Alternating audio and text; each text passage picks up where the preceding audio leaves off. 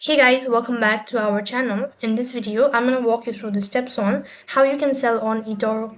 In order to sell funds or stocks on eToro, all you have to do is just go ahead and log in into your eToro account. So for that, type in etoro.com and that's going to take you to the official page.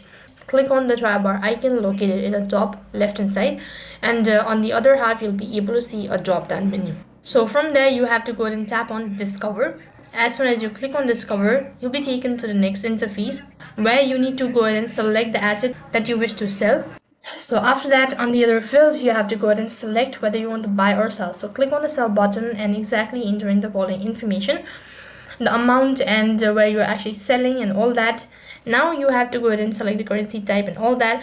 And if you're sure about it, then go ahead and tap on Open Trade located right at the bottom. And within no time, you'll be notified with a statement stating that you've successfully sold your crypto. So that's basically how you can sell your stocks or funds on eToro. That is all for this video. I hope the video was helpful.